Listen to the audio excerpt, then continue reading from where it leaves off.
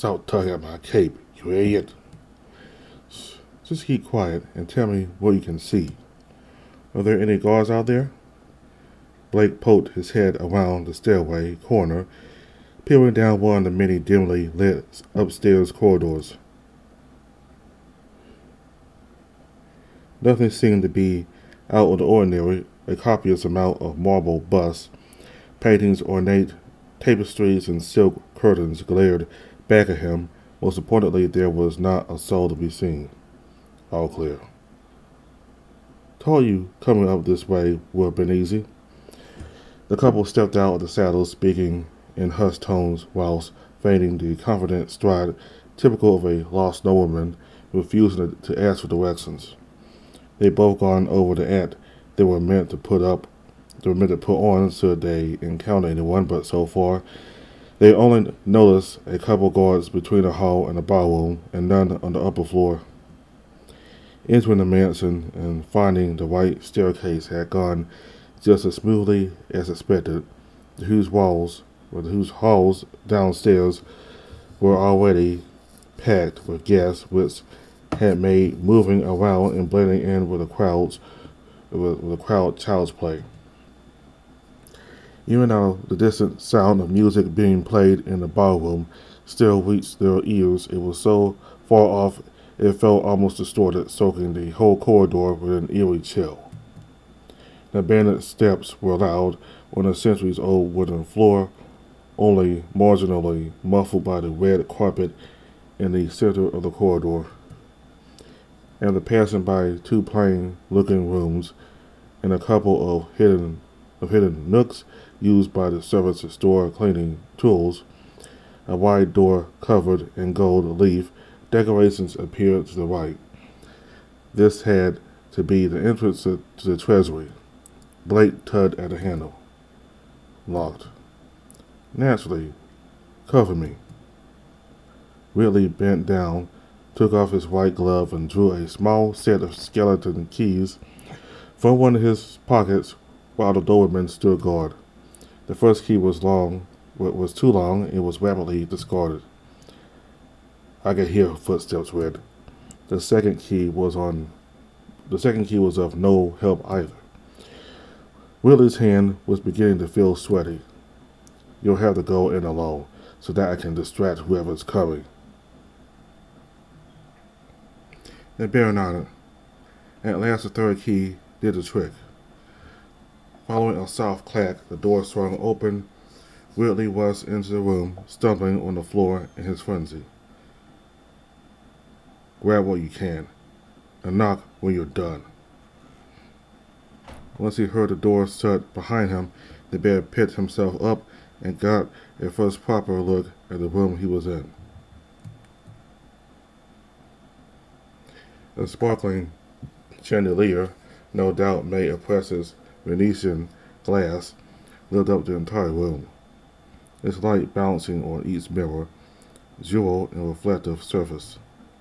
Countless colorful boxes covered each surface. The very thought that each of these contained an even more valuable object within felt unreal.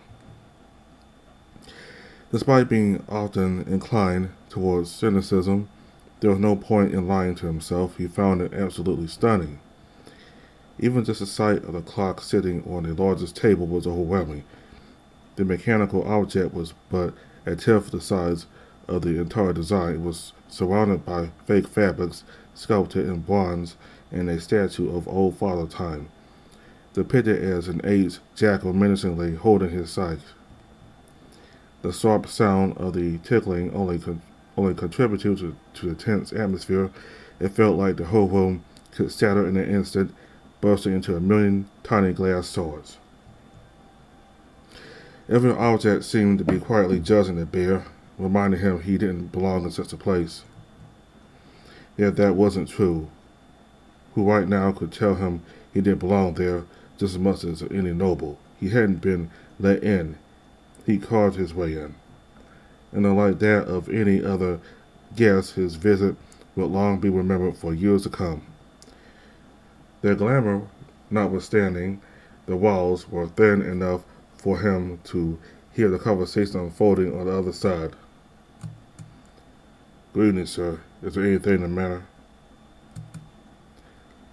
Ah, I appear to have lost sight of a friend of mine up here. You wouldn't happen to have seen a raccoon dressed in dark blue. Ed had to stifle a giggle upon hearing Blake's best attempt at an upper class accent. He kept listening while he silently opened a tiny box close to him. A raccoon? I don't think I've seen any guests up here. 5 necklaces decorated with bright rubies shone back at him.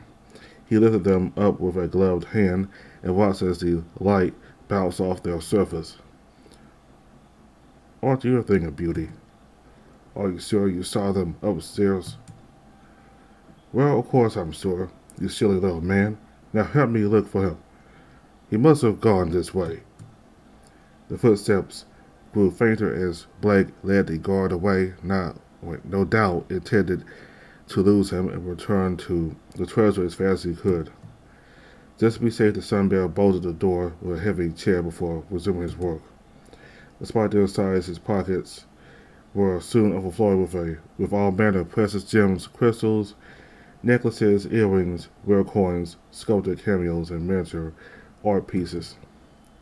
Picking up a bit of everything certainly wouldn't hurt as long as none of the objects displayed symbols that might be too recognizable, initials, coats of arms, and such. They'd make a fortune by selling them off at a later date.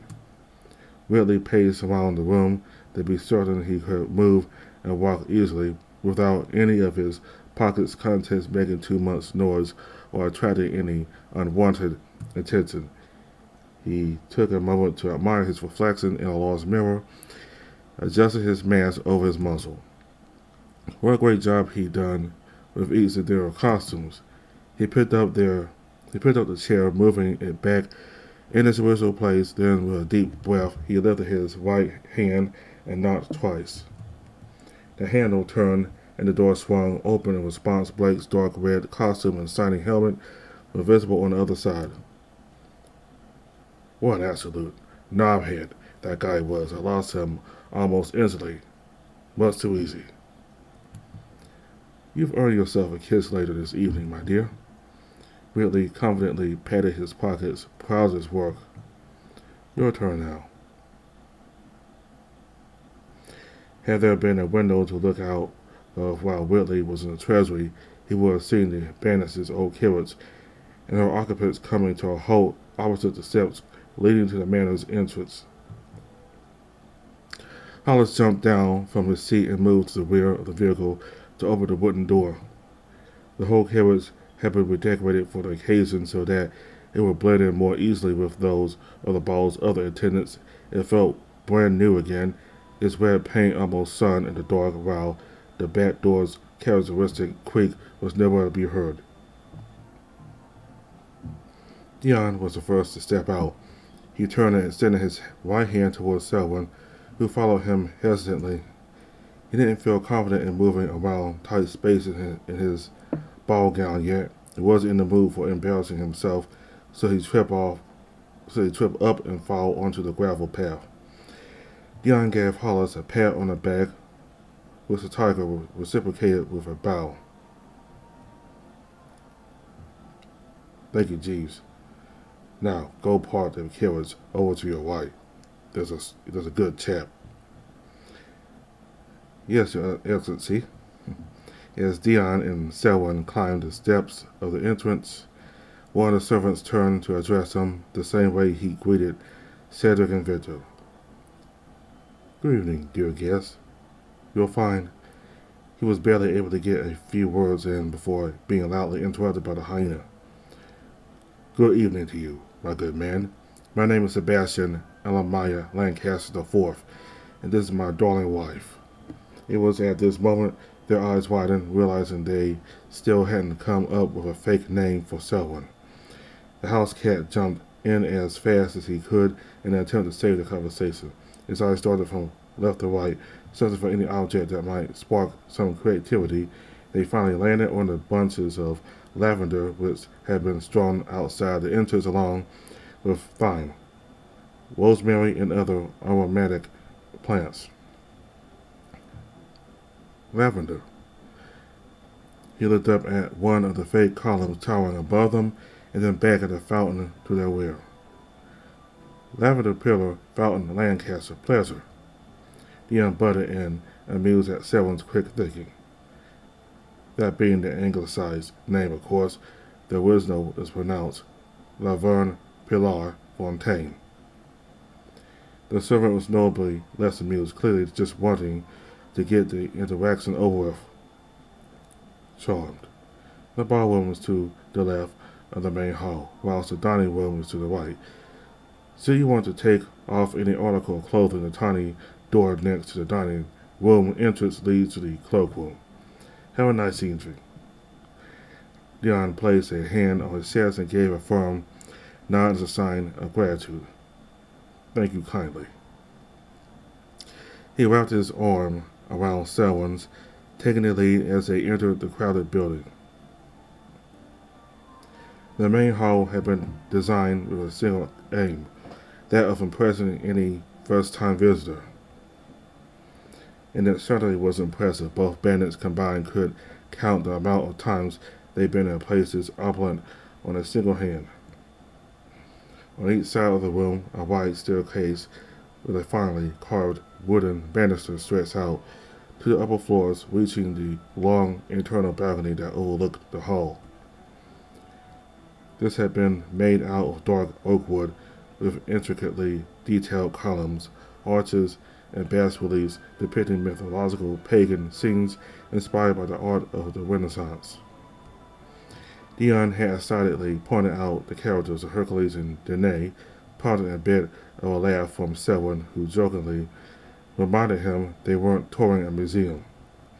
Next, the house cat's gaze settled on a series of white ionic columns which stood as support to this upper gallery. Both the colors and styles of these two elements clashed, but judging by the variety of the town center's architecture, this seemed to be the norm for Hillsford.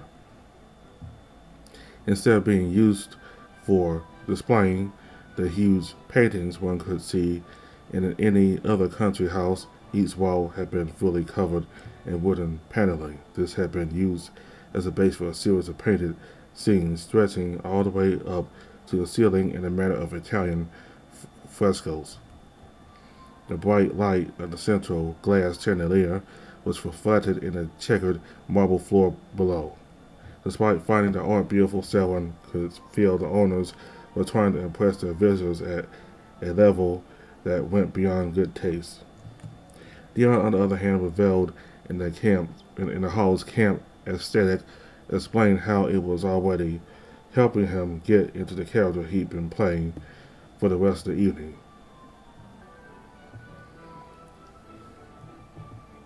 The hyena was still chuckling from their previous interaction. He leant in closer so that only Selwyn could hear him.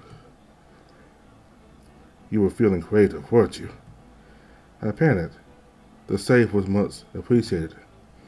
Don't mention it, lad. Do you feel ready to head upstairs? Selwyn nodded, nervously biting his lower lip.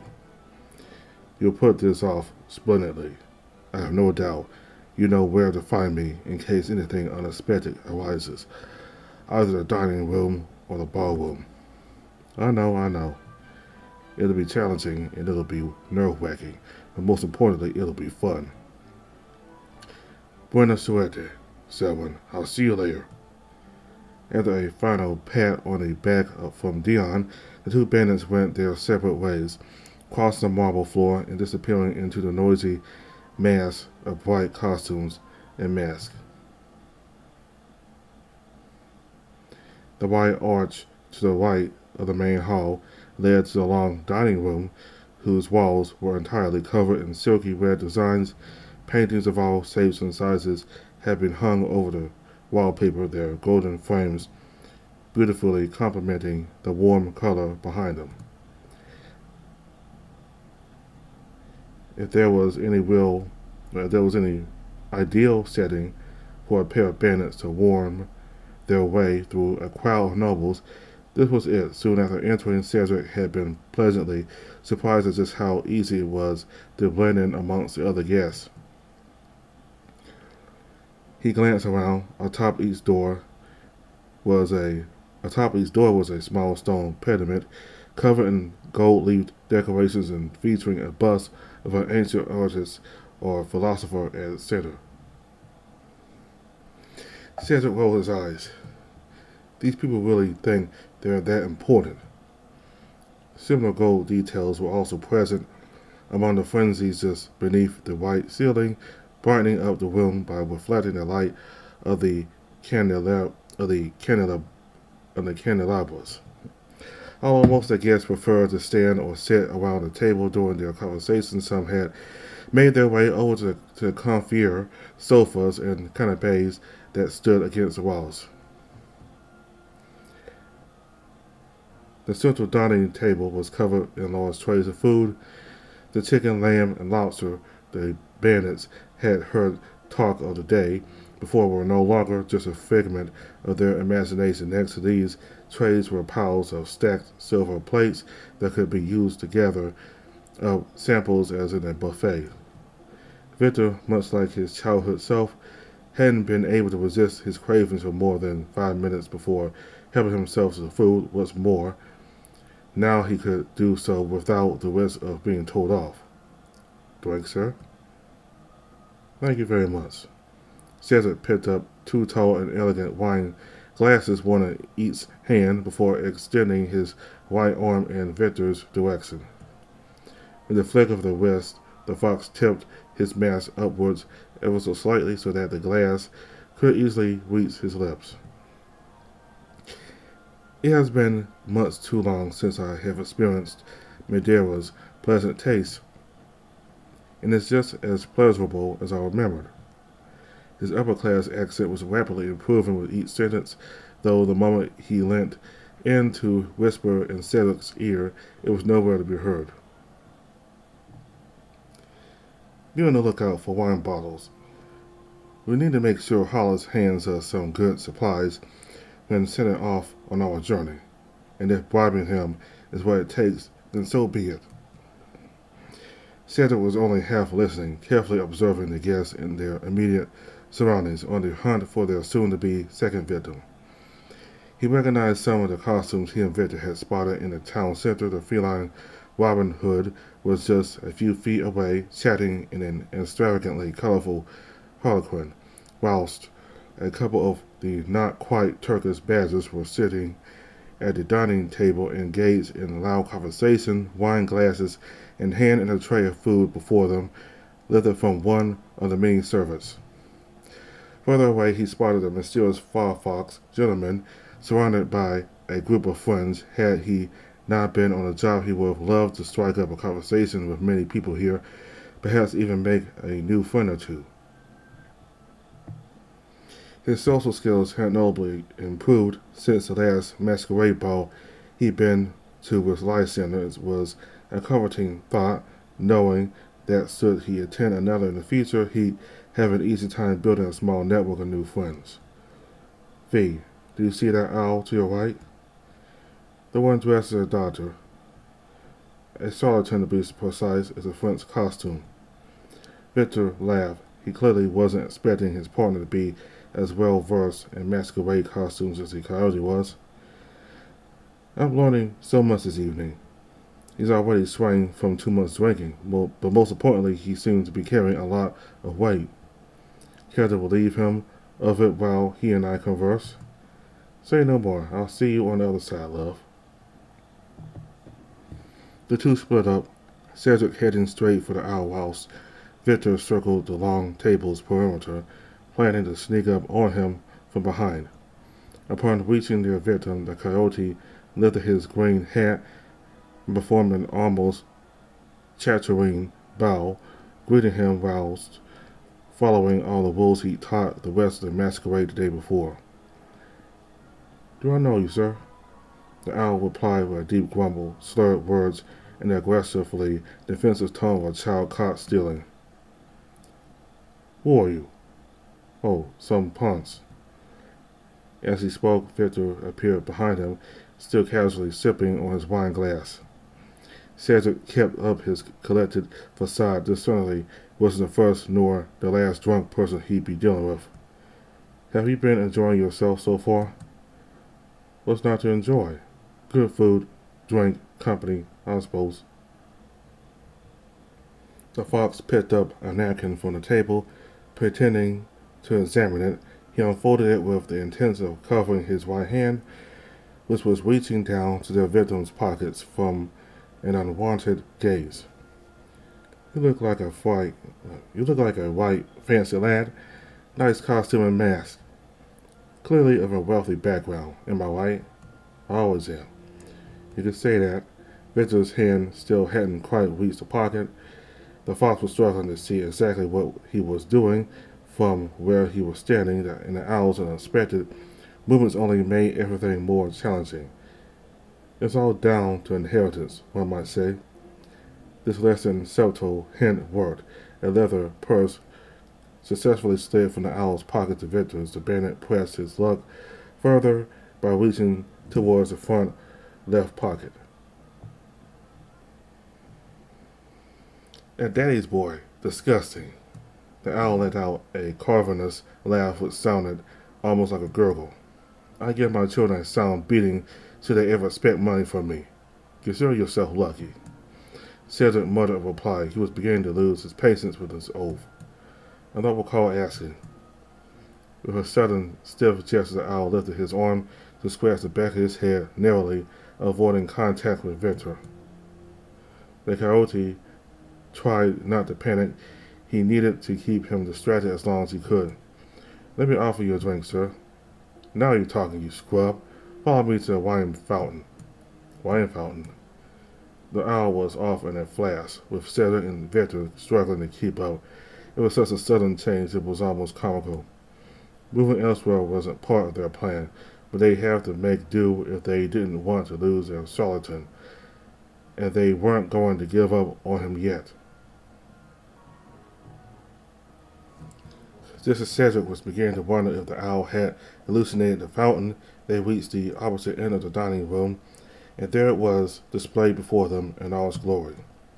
It covered the entire surface of a massive table standing against the wall. Was filled to the brim with sparkling pink wine. The basin was surrounded by a naturalistic rocky design, culminating with the sculpted mystical figures of Dionysus, surrounded by tritons, holding all manner and size of sea cells in their hands, with the sweet liquid flowing out of them. It was the definition of unnecessary opulence.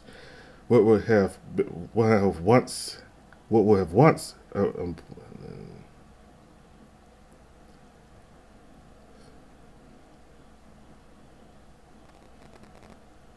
it was the definition of unnecessary opulence.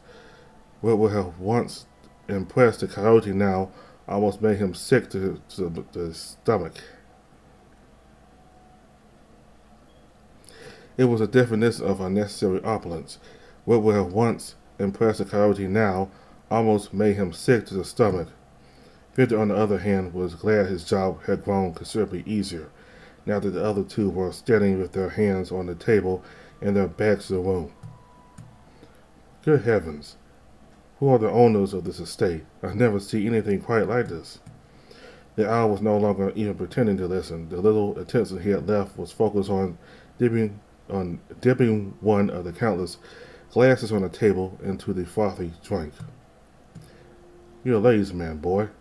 With all that money of yours? Could be a damn tail raiser, too. Wouldn't surprise me. The vices of nobility. I'll have you all hanged. The sight of a second purse, coupled with a pair of silk gloves being slid out of the victim's front pocket, caught Cedric's eye. This helped restore some self-assurance in the coyote, encouraging him to keep the conversation going just a bit longer despite the unprompted insults. To answer your quandary, I've seen a great number of pretty girls here already. Spud. Where I don't know what this means. Spud. Were I young again, I'd be up to all manner of foolish escapades instead of standing here. Make sure you find yourself a nice whore in my place, boy. Cedric decided to press him on his earlier comments out of spite. You think me handsome? Victor tapped his partner on the shoulder, indicating he had finished his work. Of course I do. I'd be lying if I didn't say so. Just look at you, in that pretty costume of yours. I'm no bugger, but I'd elope with you where I go. There we go. Trust a drunk man to insult you and then admit he's into you.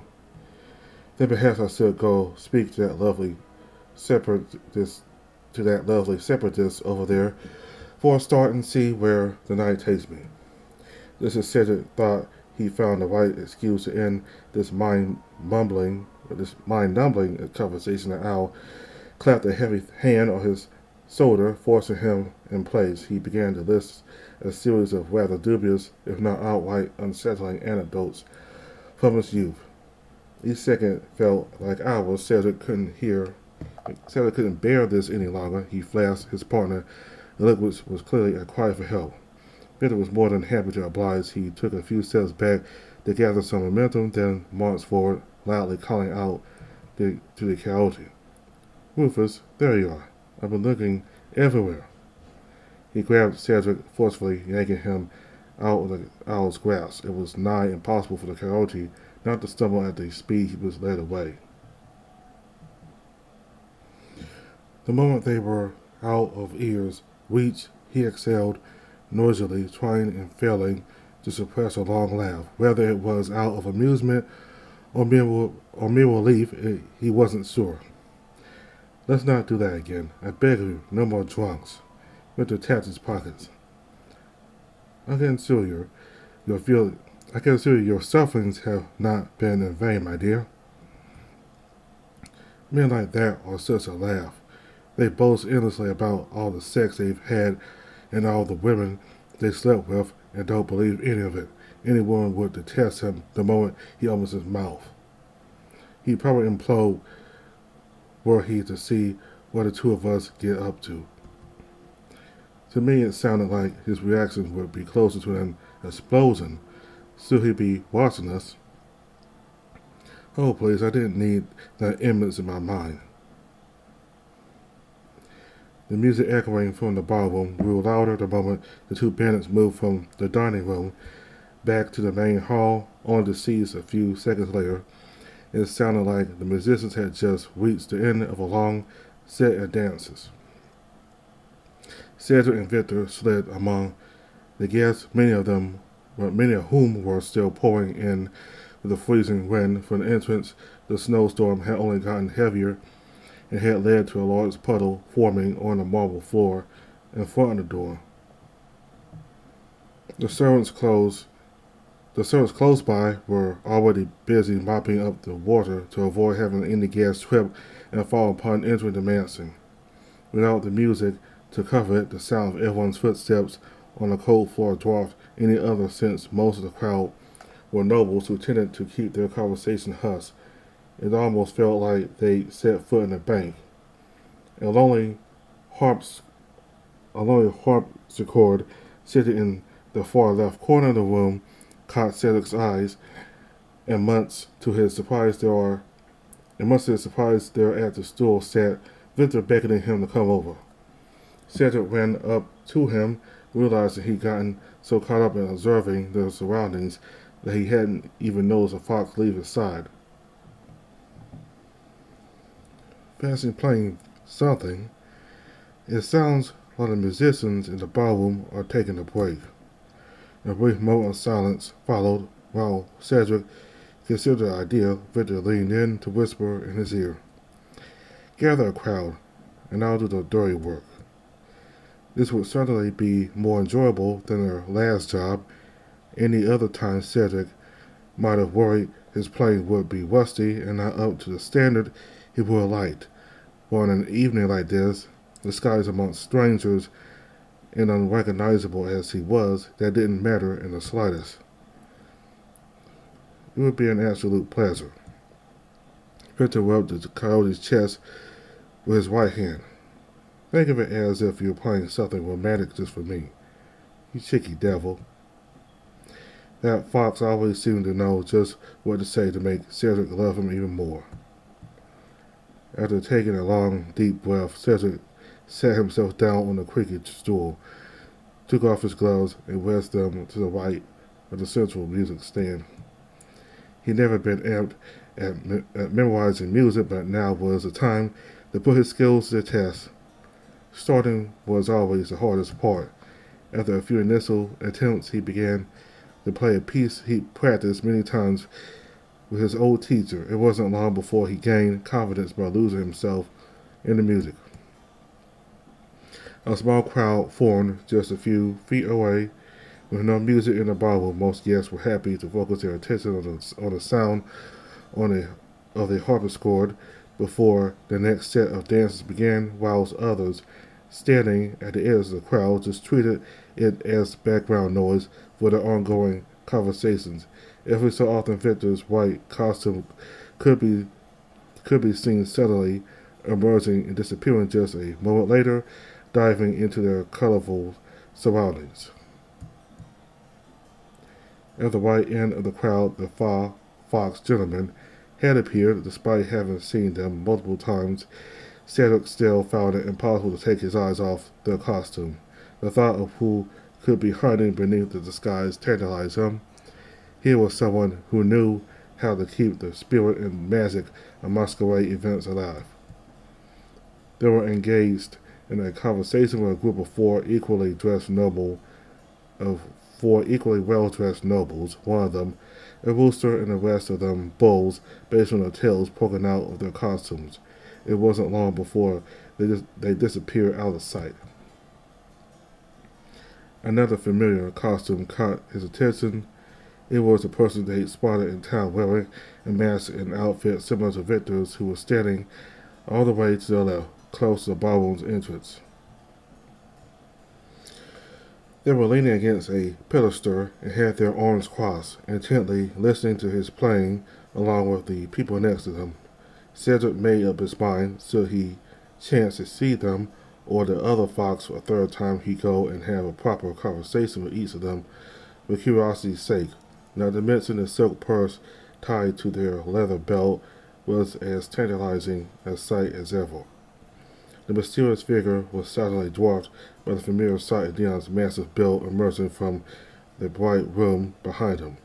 This caused Cedric to smile as he came to the end of the piece. The sight of the hyena felt like that of a lighthouse to a ship in stormy seas. It was a firm visual indicator that all was going according to plan, and that all the others were there too, hidden amongst the guests or in the quiet hallways upstairs.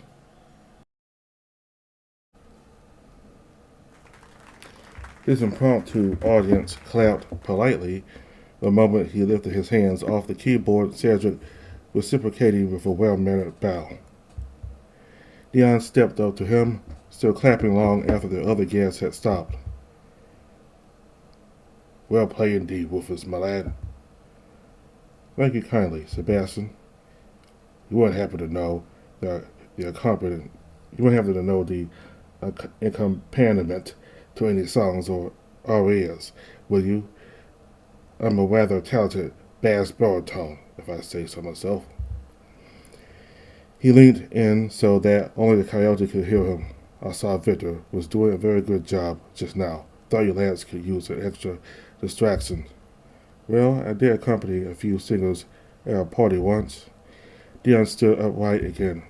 "Splendid. Are you familiar with the damned highwaymen?"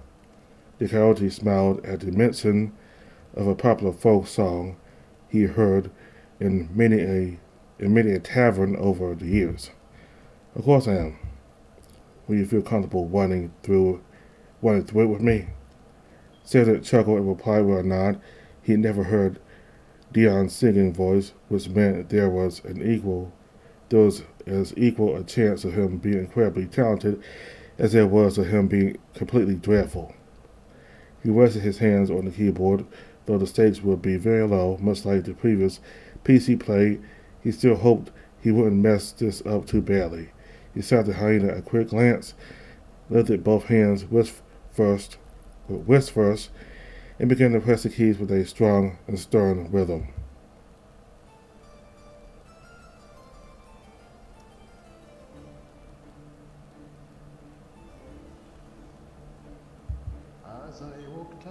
stepped onto my carriage.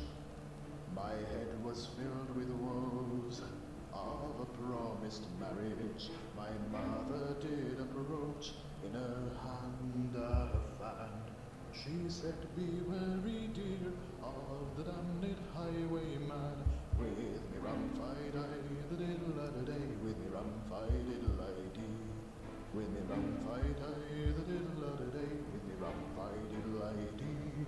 She passed me a fan and blew me a kiss, hoping with her luck that vile brigand would miss. On went the horses towards my new fate. I prayed that damned highwayman would not be late. With me rum-fi-di, the diddle-a-da-day, with me rum-fi-diddle-I-dee. With me rum-fi-di, the diddle-a-da-day, with me rum-fi-diddle-I-dee. The hours ticked by as boredom encroached, till out the driver cried, "The highwayman doth approach." My heart skipped a beat, warmth in my chest. If we were to move forward, 'twas all at his behest. With me rum-fi-di, the diddle-a-da-day, with me rum-fi-diddle-I-dee. The drivers of each parked carriage were grateful to the owners of the manor house for having built a wooden structure with a large roof, shielding them and their vehicles from the snowstorm, which showed no sign of ceasing. Many of them had spent the time puffing on their pipes and making some polite chit-chat with one another. Hollis had done the same, though. The moment he noticed the others all gathering in one area, he leaped at the occasion to have a wander around and poke his nose into some of the carriages. He was the vehicle closest to the walls of the main house itself. By taking a quick stroll, he reached the empty carriages furthest away from him in less than a minute. He instantly spotted a sack which had been left inside a blue and gold carriage, and which contained a matching blue and gold costume studded all over with precious gems. If this was the outfit the owners had chosen not to wear, they must be a walking jewelry box in the moment, he thought to himself. He tried his luck by simply picking up the anonymous looking sack, throwing it over his shoulder, and walking back to his vehicle. None of the other coachmen who were sitting in the middle point of the structure playing cards together had even noticed anything odd when he walked past. Just a few feet from Hollis's newly redecorated carriage stood a tiny door that was occasionally used by servants coming and going from the kitchens, since the staff using it were often carrying heavy objects. It had been left open with a wooden box placed in front of it. It was from this door that the masked Blake and Ridley appeared about half an hour later, rustling over to the tiger the moment they caught sight of him. Without a word, Hollis opened the carriage's door and followed the two bandits inside so that they could all converse without being heard. "Hello, lads. How did things go in there?" The others were busy emptying their pockets, placing what appeared to be countless shiny objects into the sacks of the group the group had taken with them to store their loot. Blake grinned. "Not bad. Nicked a bunch of jewelry. Did you have any trouble reaching the treasury?" "That was the easy part. Distracting those guards wasn't much harder. Just say anything with enough confidence that people will believe you." Hollis picked up the sack he carried in earlier. "I managed to steal something special myself while I was waiting for you." Blake replied with a nod, but Ridley was hardly listening, already bubbling with excitement. "Hollis, you wouldn't believe how opulent that room is. All these jewels are a mere fraction of what's in there. We're going to be filthy rich. Needless to say, you'll be heading up again for round 2, won't you?" "Absolutely. We could easily make 2 more trips. These fools won't know what hit 'em come tomorrow morning." "We must all be far. far away by then. Dion and I have already arranged which town we'll be journeying towards to set up our next camp. Then we'll sell most of this loot to the highest bidder and make an absolute fortune. Fucking diabolical. The tiger smiled and placed a hand on his chin. Who would have thought Seven's plan of traveling up to the Lake District might come true after all? The feeling of excitement was so contagious by now not even Blake was able to remain stoic and collected. He grabbed Hollis's costume with both gloved hands and gave the tiger a good shake. This is it. We're going to be rich, Hollis. We could buy a house. You could open a new tavern. Vic and Cedric would buy themselves their own home, too. Hollis turned to the Sun Bear, wearing a genuinely incredulous expression on his face. What's happened to Blake? I've never seen him like this. I'm fucking excited is where I am. For the first time in my life, I'm actually winning. You hear? I can see a future which isn't utter shit. The Doberman ran back to Whitley, picking him up and landing a passionate kiss on his lips. The bear reciprocated by sliding his hands down his partner's body, feeling him all over. You two make me feel like an old father watching over his grown-up children. Knowing I've helped set them on the path to success brings a tear to my ear.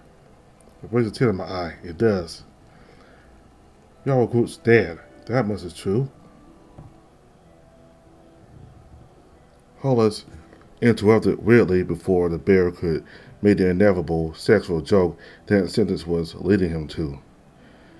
All right, you tail raisers. That's enough. Get out of here and go pick up more of our loot. And then managing a couple of collective deep breaths, he opened the door and Blake and Whitley both stepped out, reverting to the air of nobility they'd displayed up until a few minutes ago.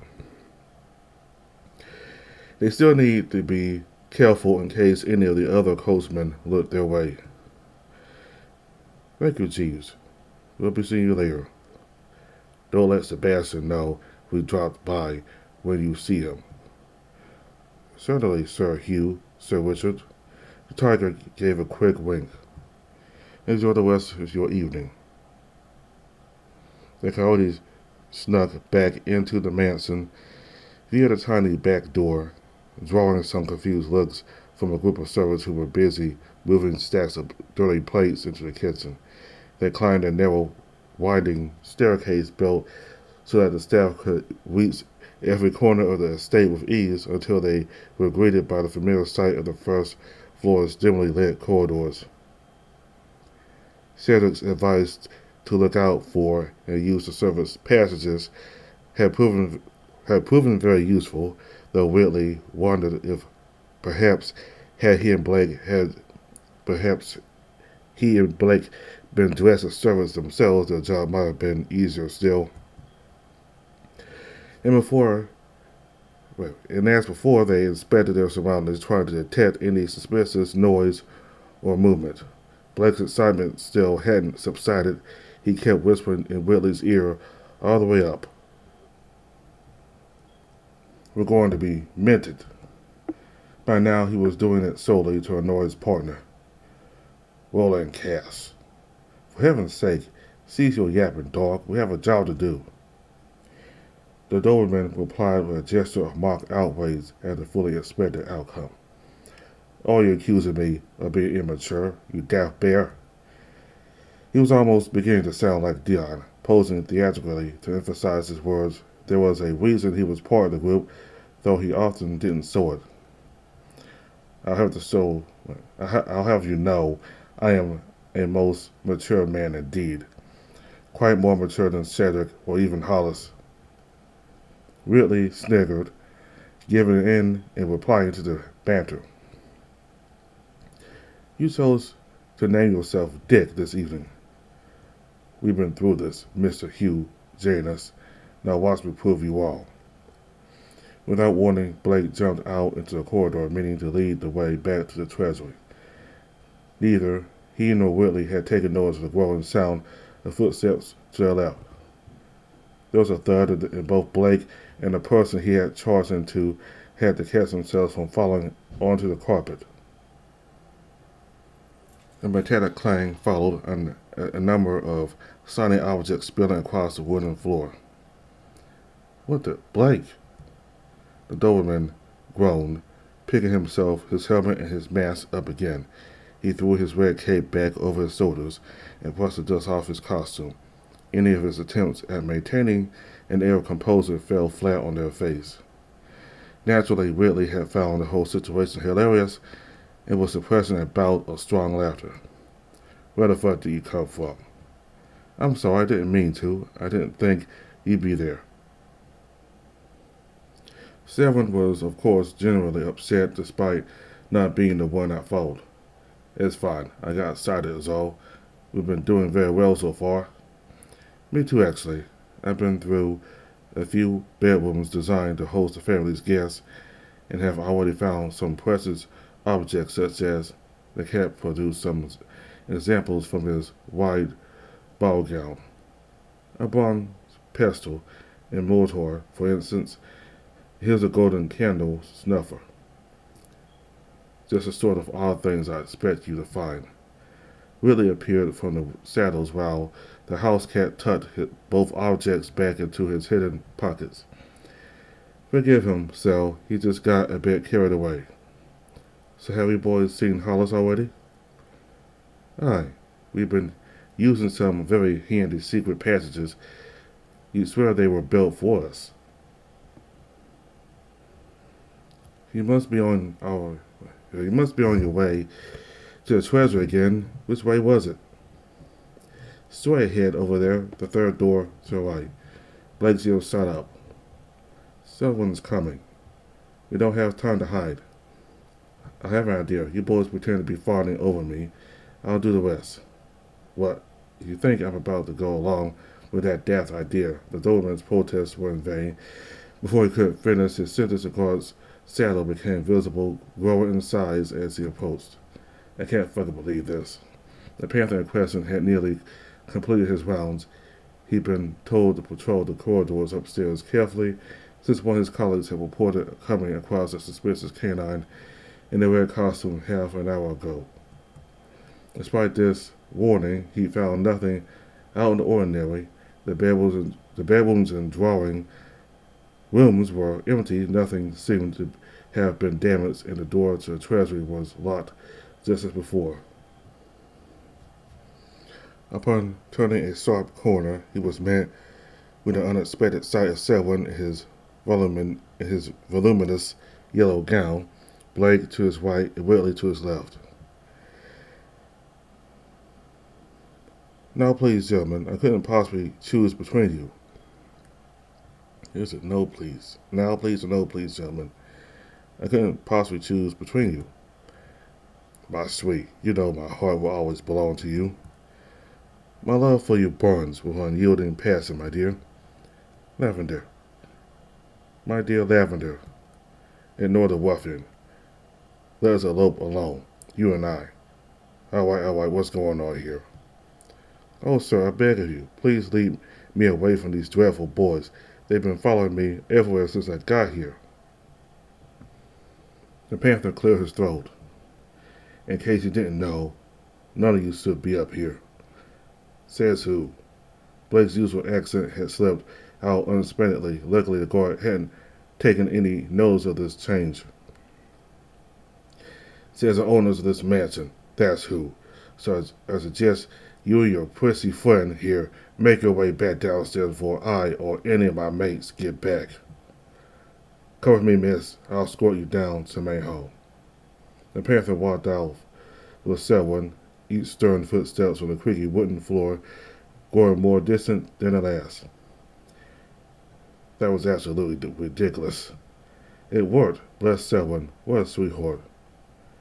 The bandits sprinted down the corridor, so much so they almost missed the treasury in their frenzy. Whilst Ridley rummaged around his pockets for the keys, Blake took a moment to admire the gold leaf door. It looked just as impressive as before. More impressive, actually, since now they learned what wonders were concealed behind it. Stepping inside felt just as otherworldly as the first time. Each tall mirror impressed its object, sun, and sparkled in the candlelight. Only the clock's incessant ticking helped add a sense of passing time in this frozen, unchanging space. The bronze jackal's creepy stare followed them around, observing each step, scanning each object they grabbed, and listening in on what little conversation was had. As luck would have it, familiarity with the room and its contents meant it took both bandits less than half the amount of time to fill their pockets compared to before. They were in and out in a flash. They were just about to lock the door again when Whitley noticed he left his hat inside. He'd gotten sweaty after their exchange with the guard and had taken it off upon entering the room. Hang on. He was back inside to grab it, trying not to move any of the furniture that stood between him and the table he left it on. His ears twitched. He could have sworn each time he set foot in the room, the clock's ticking grew louder. Blake rolled his eyes. Don't forget your head next time. Click. It was then he felt it. The icy cold metal of a pistol resting on his back. He froze, turning pale in the face. Whitley had just fixed his hat above his mask when he noticed something was wrong. What is? There was a flash of red. This wasn't the same dark red as Blake's costume. It was a red they knew all too well. A couple of guards were standing behind the doorway. One of them slowly pulled the door wide open, seeming to enjoy the tense build-up. That infernal ticking had become unbearable. It was hard for Whitley to accept what he was seeing as real and not a figment of his imagination. He felt like he couldn't even think. Out you come, lowlife. Come join your friend. Both bandits felt like kicking themselves for having been caught so easily. After all their hard work, too, they still listened to that faint voice in their minds. The voice told them that getting too enthusiastic on the job was always a recipe for disaster. It had been too good to last. Whitley stepped out of the signing room with his head held high in defiance. Second guard placed a large hand on the bear's left shoulder, shoving him forward, and pointed his pistol at his head. Not a word out of you. Just follow our directions and do as we tell you if you value your lives.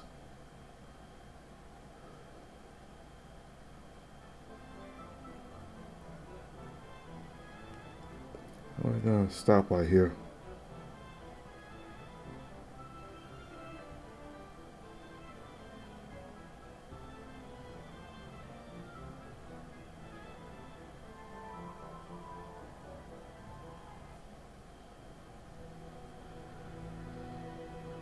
Alright, so that's kind of what I figured would happen. I think they should have just been happy what they had to just stay in the carriage instead of going back a second time. I mean, they just stayed in their carriage, was happy with what they got. In my opinion, this would not have happened, and plus, Blake, him getting all crazy and excited with how much success they had, it really wasn't helping. I mean, he should have controlled himself better instead of celebrating so fast. So,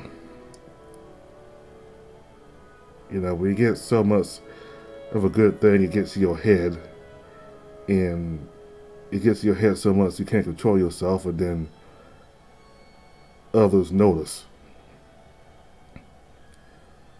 So I figured this is how the story's gonna go. Everything's gonna be good in the beginning, and then after a little while things are gonna start going downhill, and it's always going downhill for Blake and Whitley and Selwyn.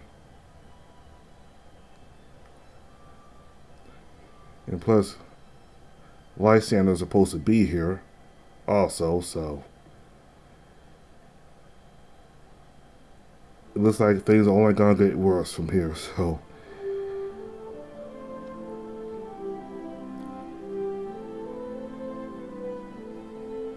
we'll just have to see what happens next time. So thank all very much for watching.